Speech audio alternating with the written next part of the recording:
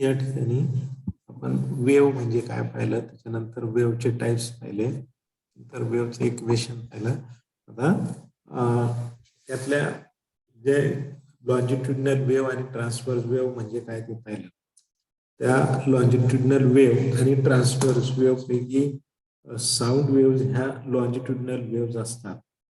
दोन्हीपैकी या sound wave कशा असतात, लॉन्जिट्युडिनल वेव्ह. तर Newton's formula for speed of sound आता हा पॉइंट आपल्याला बघायचा. ट्रान्सव्हर्स वेव्ह मध्ये काय तयार होतं की अल्टरनेट क्रिस्ट अँड ट्रफ. काय आहे की ट्रान्सव्हर्स वेव्ह मध्ये ट्रान्सव्हर्स वेव्ह या पद्धतीच्या असतात. या ट्रान्सव्हर्स वेव्ह अशा असतात. तर हे ट्रान्सव्हर्स वेव्ह नाही पाहिजे आता आपल्याला लॉन्जिट्युडिनल ह्या ट्रान्सव्हर्स वेव्ह आहेत. तर आपल्याला पाहायचं आहे लॉन्जिट्युडिनल वेव्ह म्हणजे तुम्ही स्प्रिंग दाबली आणि सोडून दिली की अल्टरनेट असे कॉम्प्रेशन आणि रेअर फॅक्शन. एका ठिकाणी कॉम्प्रेस झालेला भाग दिसतो आणि काही ठिकाणी विरळ दिसतो. त्याला कॉम्प्रेस झालेल्या भागाला कॉम्प्रेशन म्हणायचं आणि विरळ झालेल्या भागाला रेअर फॅक्शन म्हणायचं. तर साऊंड वेव्ह ह्या अशा पद्धतीच्या असतात. कॉम्प्रेशन आणि रेअर फॅक्शन त्या लॉन्जिट्युडिनल असतात. त्या कशा आहेत लॉन्जिट्युडिनल वेव्ह. तर लॉन्जिट्युडिनल वेव्ह, ट्रान्सव्हर्स वेव्ह आणि लॉन्जिट्युडिनल. आता साऊंड वेव्ह ह्या अशा पद्धतीच्या आहेत. मग Newton's formula speed of sound in air मध्ये असं question explain Newton's formula for speed velocity of sound, what is it's limitation. तर न्यूटनने फॉर्म्युला शोधलं आणि त्याने काय अज्युम केलं ते नंतर ते या पद्धतीने ज्या पद्धतीने उत्तर यायला पाहिजे होतं ऍक्च्युअल ते त्याचं चुकीचं आलं. त्याच्या फॉर्म्युल्यानुसार स्पीड ऑफ व्हेलॉसिटी कमी आली म्हणून त्याला लिमिटेशन्स आहेत. त्या लिमिटेशनला पुढचा सायंटिस्ट लॅपलास नावाच्या सायंटिस्टने करेक्शन सुचवलं. त्याला लॅपलासिस करेक्शन म्हणतात. मग आता न्यूटन्स फॉर्म्युला काय आहे तर न्यूटन्स फॉर्म्युल्यामध्ये पाहण्यापूर्वी आपल्याला बघा sound wave travels through medium in the form of compressions and rarefaction. Sound wave या मीडियम मधून कशाच्या फॉर्म मध्ये ट्रॅव्हल होतात in the form of compressions and rarefaction. Sound wave travels in the medium in the form of alternate compressions and rarefaction. Sound wave travels कशाच्या स्वरूपात तुम्हाला आता सांगितलं कॉम्प्रेशन आणि रेअर फॅक्शनच्या स्वरूपात. साऊंड वेव्ह कशा आहेत तर ह्या साऊंड वेव्ह अल्टरनेट या पद्धतीने त्या कॉम्प्रेशन आणि रेअर फॅक्शनच्या स्वरूपात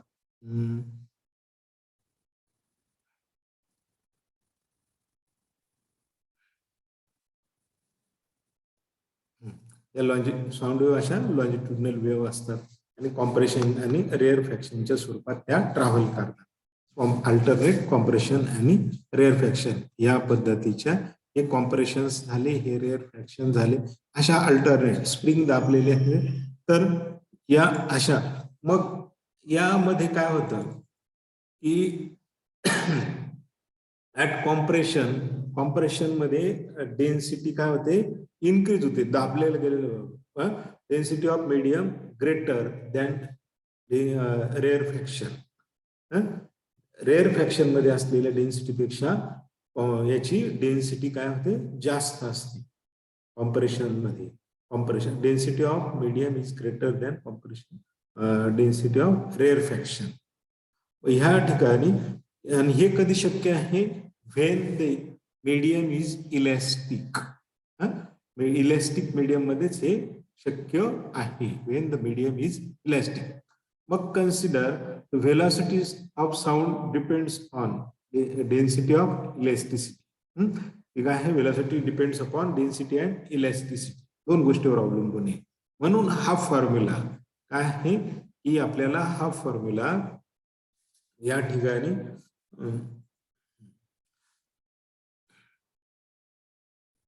velocity is equal to square root of E upon rho असा न्यूटनने एक जनरल फॉर्म्युला वेलॉसिटीचा. Velocity here E is a elasticity of medium, rho is a density. या ठिकाणी V काय आहे, इलॅस्टिसिटी हे E is equal to E काय आहे, elasticity is a elasticity of medium and rho is a density. हा general formula झाला वेलॉसिटीचा. आता न्यूटनने काय केलं, न्यूटनने काय केलं त्याच्यामध्ये की न्यूटनने काय केलं, न्यूटन ॲझ्युम्ड दॅट, न्यूटनने काय ॲझ्युम केलं की during propagation of sound wave in air average temperature of medium remains constant. Hence the propagation of sound wave in air is isothermal process. न्यूटनने काय अज्युम केलं की ही साऊंड वेव्ह हे न्यूटनने काय अज्युम केलं, Newton assume that it is a isothermal process. propagation of sound wave is isothermal. Isothermal म्हणजे त्या प्रोसेसमध्ये temperature remains constant. ज्या ठिकाणी टेम्परेचर कॉन्स्टंट असतं त्या प्रोसेसला काय म्हणायचं, isothermal process. Newton assume that this process propagation of wave, propagation म्हणजे ट्रॅव्हल, साऊंड ट्रॅव्हल होण्याची प्रोसेस ही आयसोथर्मल आहे.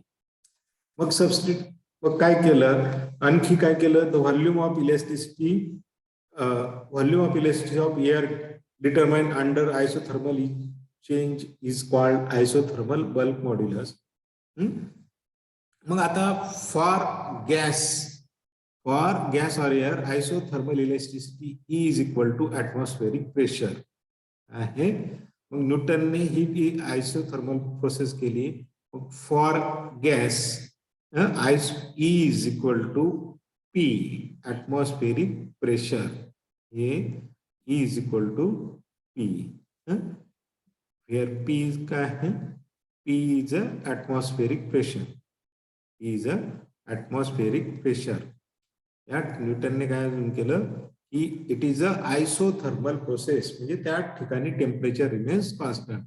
मग ही isothermal elasticity E is equal to for gas or air it is E is equal to P. E म्हणजे elasticity of medium आणि त्याची value मग किती येईल, P इतकी येईल. मग ती आपण E ची व्हॅल्यू P टाकली, E is equal to P in above equation. वरच्या इक्वेशन मध्ये E is equal to काय टाकायचं आपल्याला, P. E ची व्हॅल्यू किती घेतली, P. E is equal to P हे वरच्या इक्वेशन, या इक्वेशन मध्ये या ठिकाणी E is equal to P. मग काय आलं आपल्याला, V is equal to square root of P upon rho असं इक्वेशन मिळालं. P अपॉन रो असं आपल्याला इक्वेशन मिळालं. पण P ची व्हॅल्यू काय आहे, but this P is equal to HDG. H म्हणजे काय, height of mercury, that is standard 0.76 metre. नंतर of density of mercury D is equal to 13,600 kilogram per metre cube. Acceleration due to gravity G ची value 9.8 metre per. Density of air is 0 is equal to 1.293. तसं आलं जे H ही P is equal to HDG. हिची value काय आहे, HDG P. मग आता आपल्याला where this H is equal to 0.76 metre of mercury height. नंतर D density of mercury that is equal to 13,600 kilogram per metre cube. आणि G ची value आहे 9.8 मीटर पर सेकंड स्क्वेअर. आणि rho is equal to 1.293. Density of air kilogram per metre cube अशा ह्या value आहेत. या आपण या इक्वेशन मध्ये टाकल्या. मग हे H is equal H dg is equal to किंवा V is equal to square root of H dg upon rho is equal to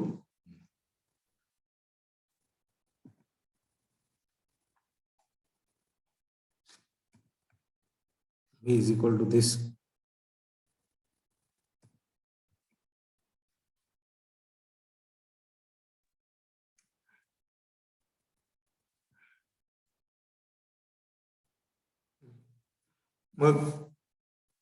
That is equal to V is equal to square root of H is equal to 0.76 into 13,600 into 9.8 upon 1.293. हे आपण solve केलं तर त्याचा answer इतकं 279.9. हे जर सोडवलं तर त्याचा आन्सर येतं 279.9. ते जर आपण सोडवलं तर त्याचा आन्सर येतं 279.9 म्हणजे मीटर पर सेकंद. म्हणजे न्यूटनच्या फॉर्म्युल्यानुसार ही व्हेलॉसिटी आली किती 279. न्यूटनच्या फॉर्म्युल्यानुसार व्हेलॉसिटी आली 279.9. that is V is equal to 279.9 metre per second. परंतु हे चुकीचं असल्याचं नंतर सिद्ध झालं. ही व्हेलॉसिटी आपल्याला माहिती व्हेलॉसिटी ऑफ साऊंड किती आहे 332 मीटर पर सेकंद हे ऍट नॉर्मल टेम्परेचर प्रेशर. मग हे न्यूटनच्या फॉर्म्युल्यानुसार व्हेलॉसिटी कमी आली. या ठिकाणी न्यूटनच्या ही म्हणजे लिमिटेशन आलं त्याच्या याला फॉर्म्युल्याला. मग या ठिकाणी काय झालं की त्याच्याकरता लॅप्लासे नावाच्या दुसऱ्या सायंटिस्टने याच्यात करेक्शन सुचवलं. Laplace explain the Laplace's correction to the Newton's formula for velocity of sound in air. लॅप्लासेने काय सुचवलं या फॉर्म्युल्यामध्ये एक करेक्शन सुचवलं. लॅप्लासे नावाच्या सायंटिस्टने यामध्ये आपल्याला करेक्शन सुचवलं. मग काय करेक्शन सुचवलं की न्यूटनने काय केलं होतं काय अजून केलं होतं it is a isothermal process. Longitudinal wave किंवा साऊंड वेव्ह ट्रॅव्हल होतानाची जी प्रोसेस आहे ती आयसोथर्मल प्रोसेस आहे. आयसोथर्मल प्रोसेस आयसोथर्मल म्हणजे त्यावेळेचं टेम्परेचर कॉन्स्टंट राहतं. पण लॅप्लासेने काय सांगितलं तर Laplace suggested that compression or rarefaction takes place too rapidly. हे कॉम्प्रेशन आणि रेअरफॅक्शन कॉम्प्रेशन रेअरफॅक्शन फास्ट होतात. मग heat produce during compression and loss during rarefaction does not get sufficient time for dissipation. म्हणजे ह्या फास्ट झाल्यामुळे त्या ठिकाणी जी heat produce होते ती डिसिपेशन ती बाहेर पटकन टाकली जाऊ शकत नाही किंवा काय नाही. Due to this the whole heat content remains same. तशीच ती हीट तशीच शिल्लक राहते. दस मग it is an adiabatic process. मग त्याला लॅप्लासने काय सांगितलं ही ॲडियाबॅटिक प्रोसेस आहे. आयसोथर्मल नाही तर ॲडियाबॅटिक. ॲडियाबॅटिक प्रोसेस म्हणजे काय ज्या प्रोसेसमध्ये टेम्परेचर गिव्हन आउट बाहेर टाकलं जात नाही हीट बाहेर टाकली जात नाही किंवा घेतली जात नाही ती प्रोसेस म्हणजे ॲडियाबॅटिक प्रोसेस. ज्या प्रोसेसमध्ये हीट एखाद्या प्रोसेस मधून हीट बाहेर टाकली जात नाही किंवा बाहेरून आत घेतली जात नाही म्हणजे हीट रिमेन्स कॉन्स्टंट त्या प्रोसेसला ॲडियाबॅटिक प्रोसेस म्हणतात. The process in which heat remains constant or during the process during which heat is not absorbed or given out.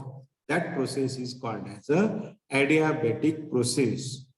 ज्या प्रोसेसमध्ये हीट बाहेर टाकली जात नाही किंवा आत घेतली जात नाही त्या प्रोसेसला ॲडियाबॅटिक प्रोसेस म्हणतात. मग ही न्यूटनने काय कन्सिडर केलं की ही प्रोसेस आयसोथर्मल आहे. पण लॅप्लासने काय सांगितलं की रेअर फॅक्शन आणि कॉम्प्रेशन इतके फास्ट होतात की त्या ठिकाणची हीट प्रोड्यूस ती बाहेर टाकली जात नाही किंवा बाहेरून आत घेतली जाऊ शकत नाही, ती कॉन्स्टंट राहते. म्हणून काय म्हणलं की this is a adiabatic process. Thus it is a adiabatic process. मग अकॉर्डिंग टू लॅप्लास न्यूटनने ई ची व्हॅल्यू प्रेशर घेतलं, म्हणजे काय घेतलं आयसोथर्मल बल्क मॉड्युलस. तर या ठिकाणी लॅप्लासने E is the adiabatic modulus of elasticity. मग लॅप्लासने न्यूटनने जे कन्सिडर केलं त्याला लॅप्लासने करेक्शन सुचवलं. काय आहे की न्यूटनने जे काय कन्सिडर केलं त्याला लॅप्लासने करेक्शन सुचवलं. न्यूटनने जे सुचवलं त्याला लॅप्लासने काय केलं करेक्शन केलं. न्यूटनने E is equal to P असं घेतलं होतं. हे काय घेतलं होतं न्यूटनने ई ची व्हॅल्यू. पण लॅप्लासने E is equal to gamma into P असं घेतलं.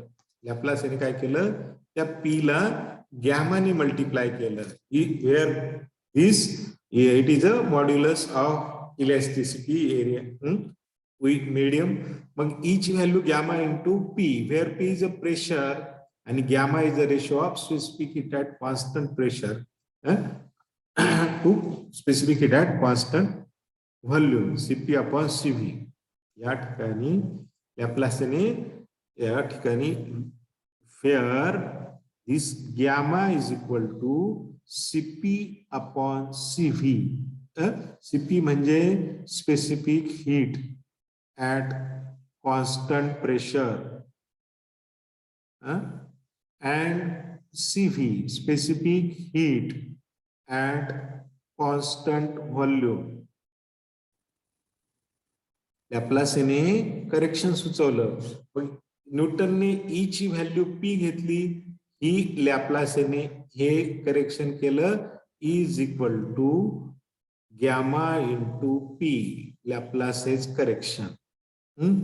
Where gamma is a ratio of specific heat at constant pressure to specific at constant volume. मग for this air आता मग हा फॉर्म्युला आपल्याला चेंज झाला कोणत्या व्हेलॉसिटीचा. काय Newton V is equal to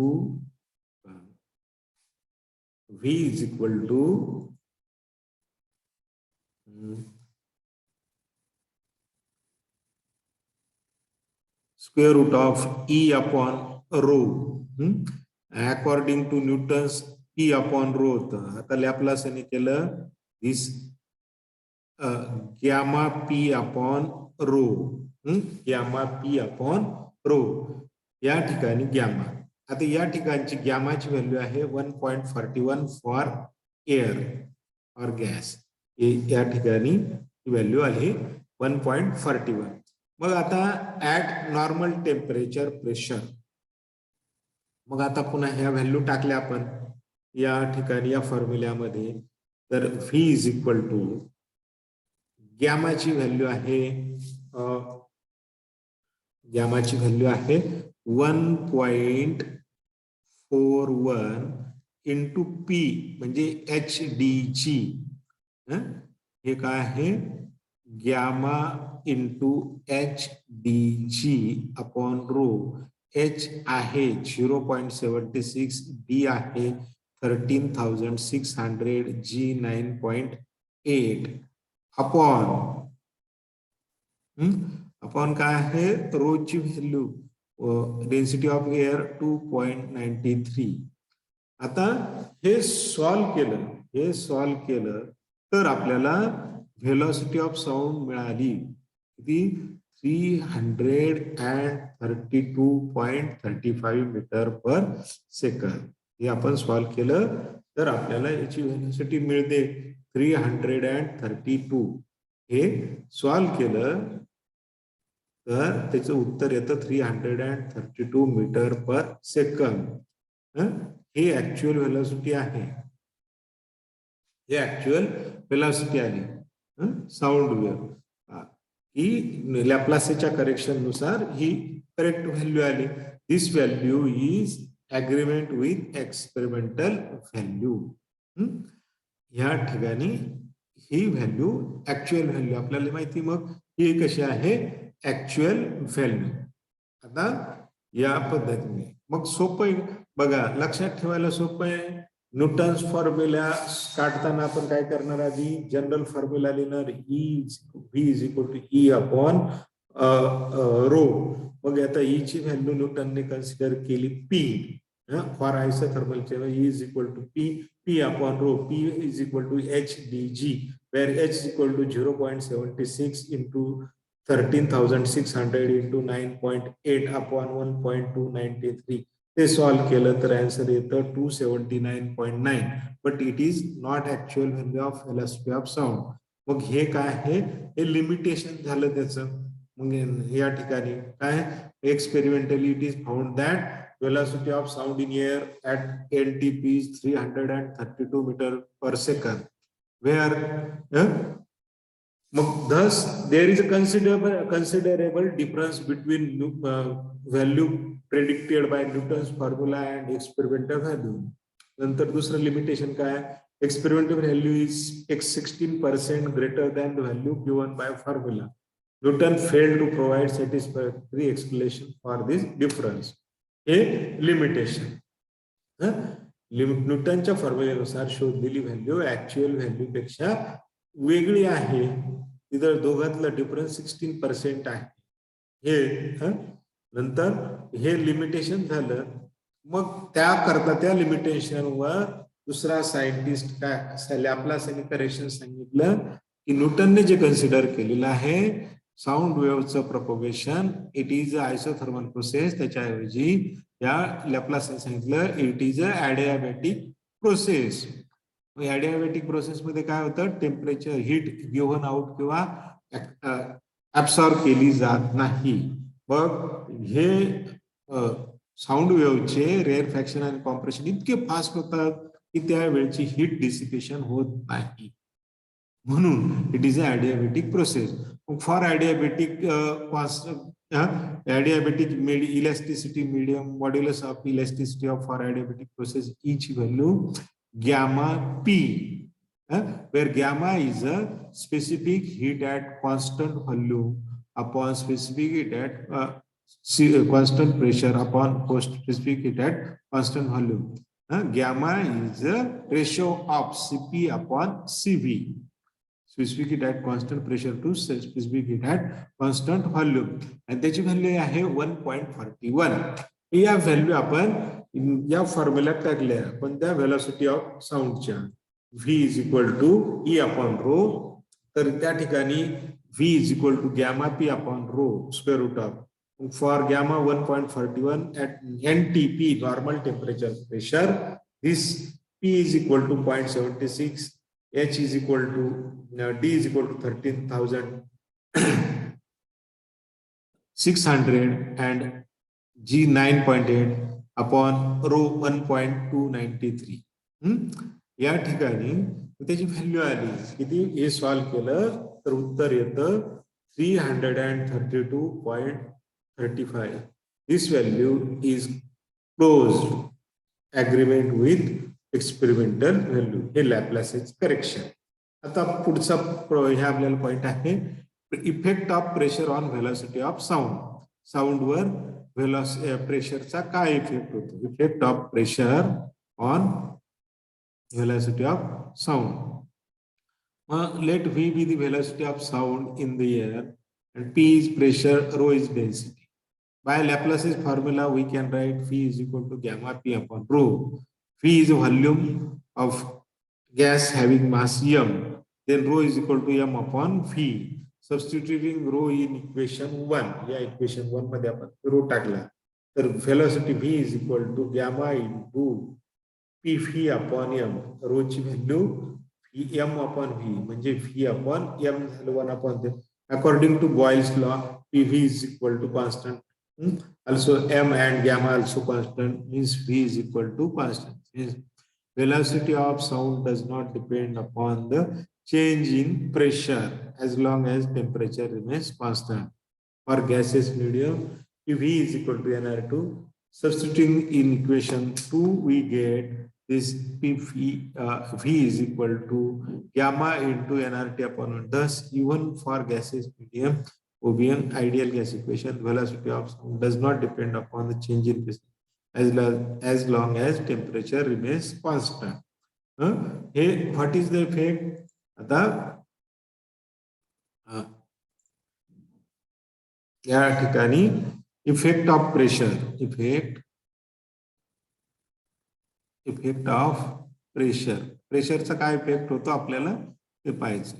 मग effect of pressure on sound हे कॉन्स्टंट राहतो हे आपल्याला सांगायचं. इफेक्ट ऑफ प्रेशर काय आहे? लॅपलासेस फॉर्म्युला. लॅपलासेसचा फॉर्म्युला काय दिला? Laplace's formula for speed of sound, for speed of sound. Laplace's formula for speed of sound, v is equal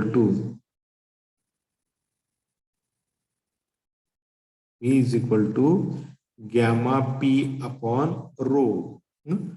हे v is equal to gamma p upon rho. या ठिकाणी असा लॅपलासेस formula आहे. मग but rho is equal to mass, density is equal to mass upon volume, means velocity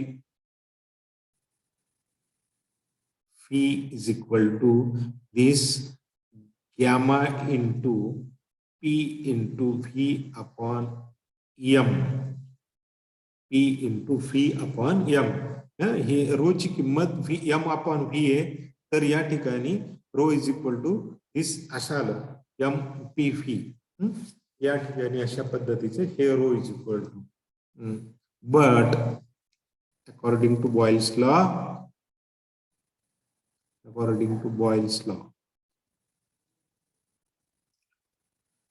PV is equal to constant at constant temperature.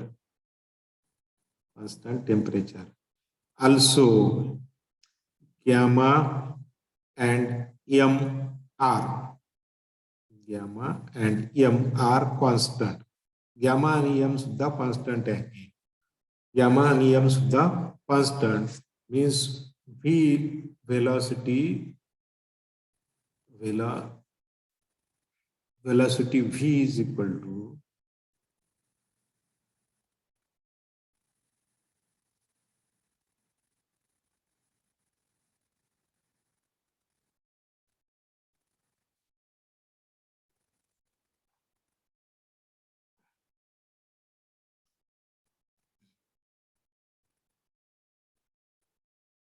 velocity v is equal to constant. हे सर्व constant आले right साइडची. Gamma P V आणि M हे सगळे constant आले, म्हणून V is equal to constant at constant temperature. Temperature constant, velocity constant राहील या ठिकाणी. म्हणजे पी व्ही कॉन्स्टंट या पद्धतीचं हे आलं इफेक्ट ऑफ प्रेशर. या v is equal to 1. Velocity does not depend on as constant, म्हणजेच काय ऍट या प्रेशर सुद्धा काय होतं. thus hence velocity of solid does not depend upon change in pressure as long as temperature remains constant. Effect of pressure आपण असं पाहिलं. नंतर आपल्याला आणखीन त्याच्यात त्या फॉर्म्युल्यामध्ये हे आपल्याला करेक्शन काय टाकते. P V no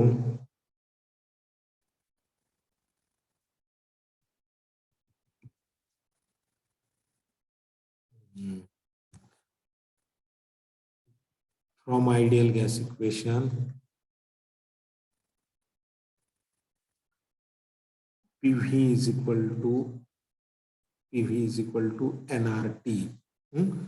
Therefore, this equation velocity is equal to V is equal to square root of gamma into nRT upon m. हे n ह्या ठिकाणी and also this r and t constant, n, r and t constant. Therefore, V is equal to constant. Effect of pressure म्हणजे प्रेशरचा काही effect होत नाही. Effect of pressure या ठिकाणी effect of pressure आपल्याला असं सांगता येईल. नंतर what is the effect of temperature on velocity of sound in air. Velocity of sound टेम्परेचरचा काय इफेक्ट होईल. टेम्परेचरचा काय इफेक्ट होईल. Effect of temperature. Effect of temperature काय होईल. Let V0 be the velocity of sound in air at temperature T0. म्हणजे काय घेतलं. V0 velocity at temperature T0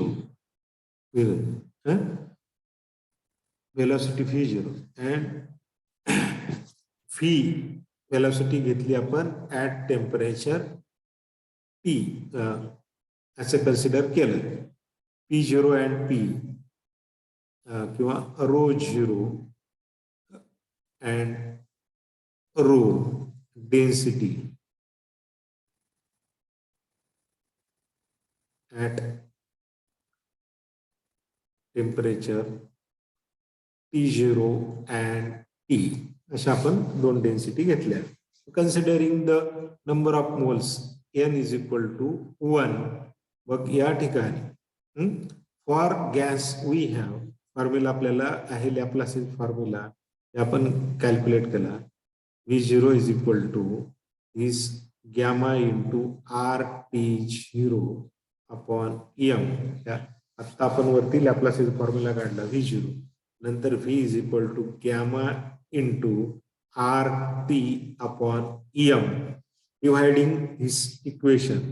म्हणजे V याला आपण जर 2 म्हणलं याला 1 म्हणलं डिवायडिंग 2 by 1